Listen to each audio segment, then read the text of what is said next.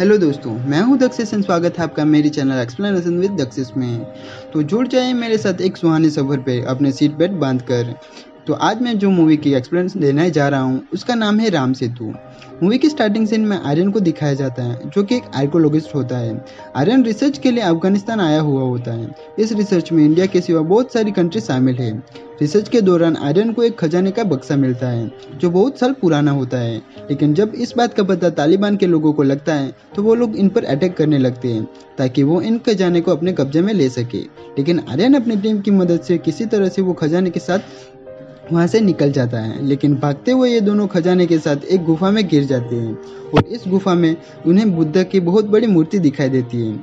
इसके south eastern society of archaeologist press conference बुलाती है जिससे आर्यन की इस खोज को काफ़ी अप्रिशिएट किया जाता है। और जो खजाना आर्यन को उसकी टीम को मिला था वो पाकिस्तान के इतिहास का एक हिस्सा है, इसलिए पाकिस्तान के रिप्रेजेंटेटिव आधा हिस्सा इंडिया को देने का डिसाइड करते हैं।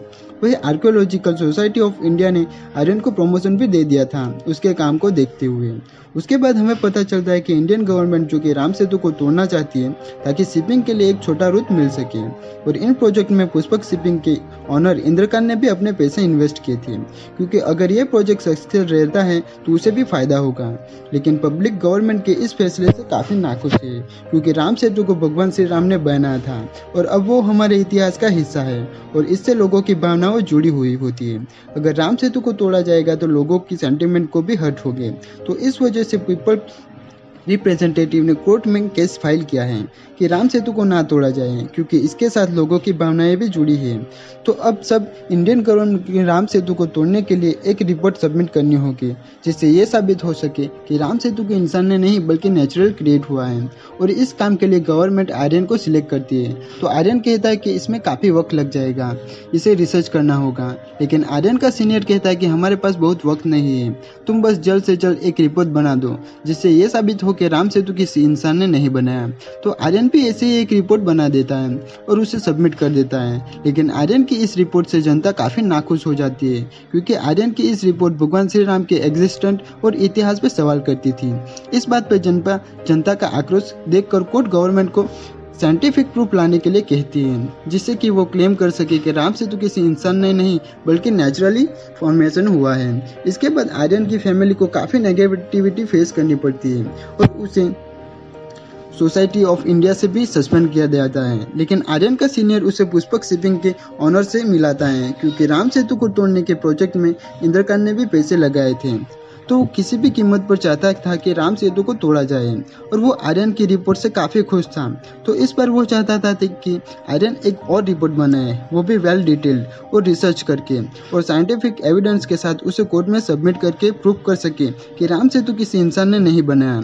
पर आर्यन ये काम करने के लिए मना कर देता है, क्योंकि उसकी वाइफ गायत्री ने उसे कहा था कि तुम इस सब झमेले में से दूर ही रहना।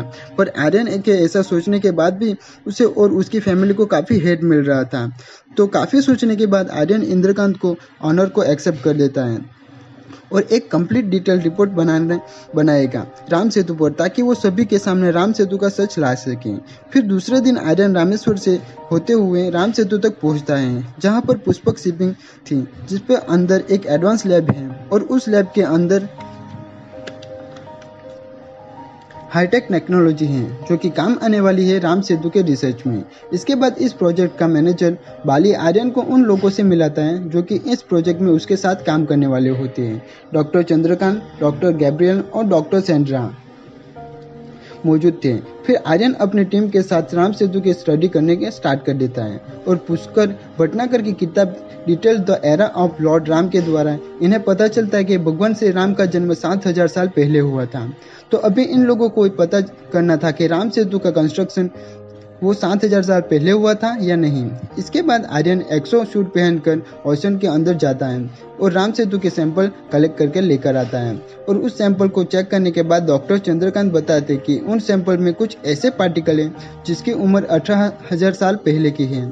और ये चीज़ काफ़ी है कि प्रूफ करने के लिए कि राम सेतु को भगवान श्री राम ने नहीं बनाया।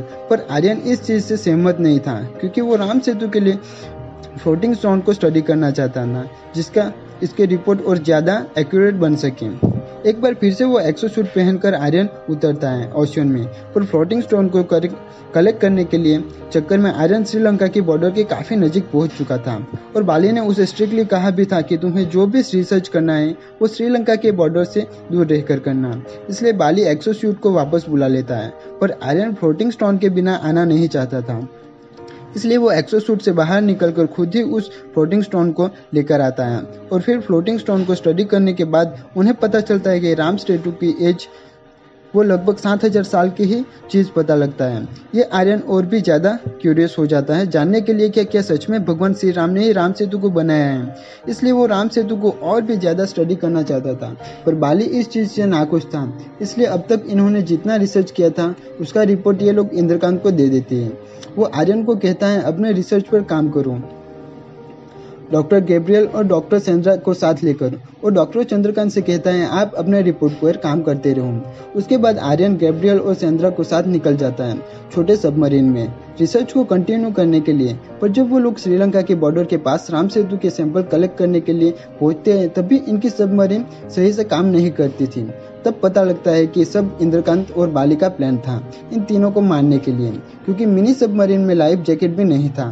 पर यहाँ पर गैब्रियल फ्लोटिंग स्टोन अपने साथ लेकर बैग में आ गई थी, क्योंकि उसे बाली पर जरा भी विश्वास नहीं था। अब आर्यन किसी तरह से मिनी सबमरीन को मैन सरफेस पर लेकर आता है, पर उस दिन तूफान भी काफ़ी तेज चल रहा था और वो तीनों पानी में गिर जाते हैं। तभी यहाँ पर श्रीलंका के आर्मी की एक बोट लेकर आता है और इन तीनों की मदद करता है। बाद में हमें पता चलता है कि उस आदमी का नाम एपी है। ये इनके कहता है कि राम सेतु को स्टडी करने में वो उसकी मदद करेगा, क्योंकि राम सेतु के बारे में मुझे काफ़ी कुछ पता है। पर ये लोग एपी पर ट्रस्ट नहीं कर रहे थे, इसलिए एपी उन्हें कहता है कि सुबह मैं आपको राम सेतु के बीच में लेकर जाऊंगा, वहाँ से आप राम सेतु के स्टोन कलेक्ट करने हैं, जितना चाहे उतना। तो आर्यन कहता है इसमें तुम्हारा क्या फ़ायदा।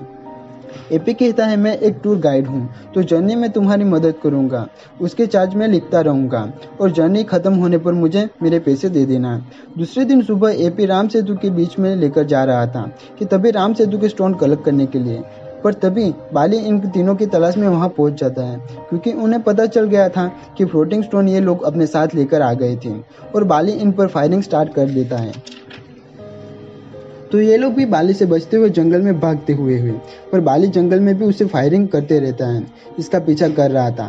तभी भागते हुए गैब्रियल के हाथ से उसका बैग गिर जाता है, तो एपी गैब्रियल को आगे भेज देता है और वो फ्लोटिंग स्टोन को अपनी बैग में रख लेता है, पर वो किसी को नहीं बताता। तभी यहाँ पे श्रीलंका की मिलिट्री आके उनकी मदद करती है, पर बाली कंटिन्यू फायरिंग कर रहा था तो उसकी एक गोली गैब्रियल को लग जाती है और वो हेलीकॉप्टर से नीचे गिर जाती है। दूसरी तरफ गवर्नमेंट ने डॉक्टर चंद्रकांत की रिपोर्ट सबमिट कर दी थी, जिससे ये साबित होता है कि राम सेतु जो पार्टिकल थे उसकी एज 18 साल पहले की है, यानी कि राम सेतु को भगवान श्री राम ने नहीं बनाया। अब कोर्ट के सामने वाली पार्टी को 3 दिन की मोहलत दी थी, जिससे वो प्रूफ ला सके और सबमिट कर सके कि राम सेतु भगवान श्री राम ने बनाया है। अगर वो प्रूफ ना ला सके तो राम सेतु को तोड़ने का काम शुरू किया जाएगा।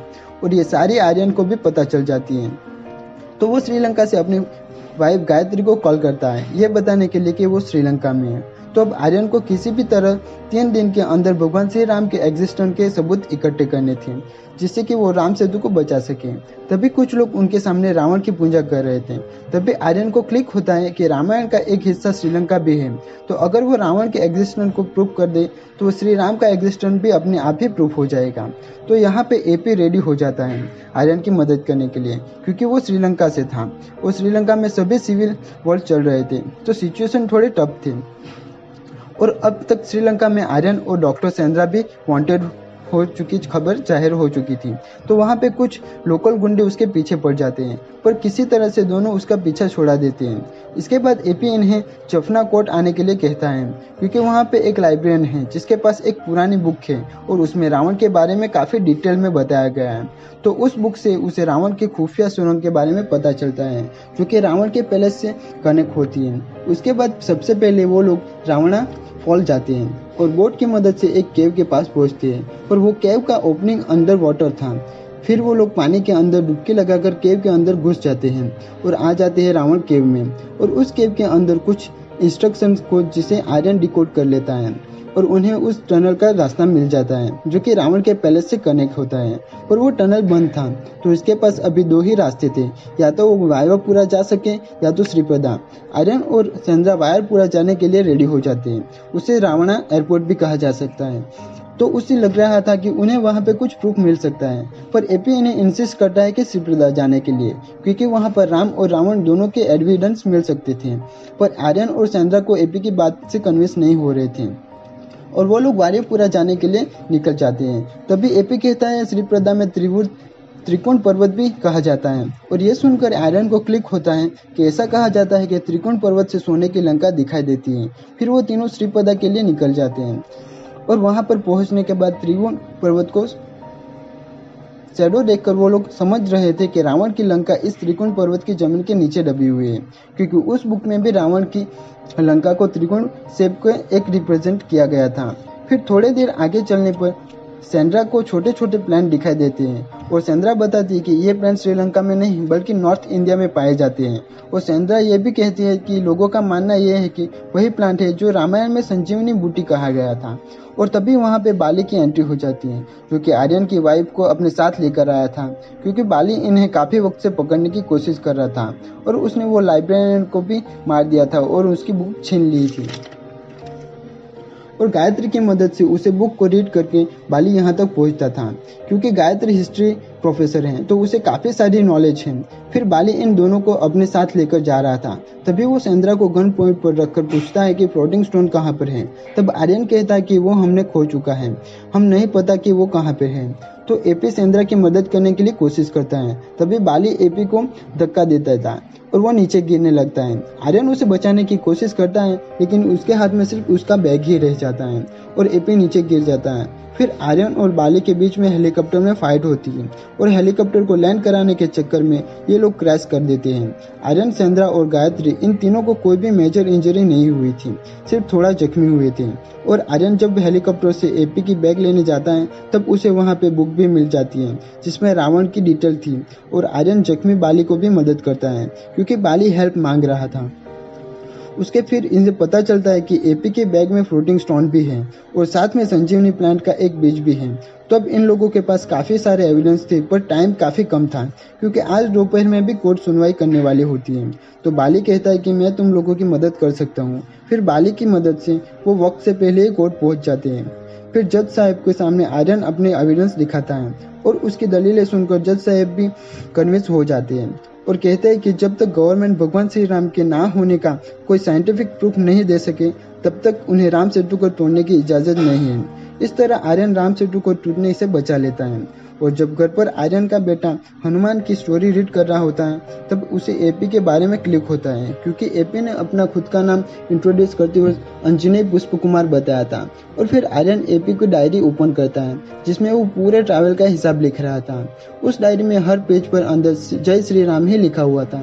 तो इस क्लाइमेक्स के साथ ये मूवी यहीं पे ख़त्म हो जाती है। Thanks for watching.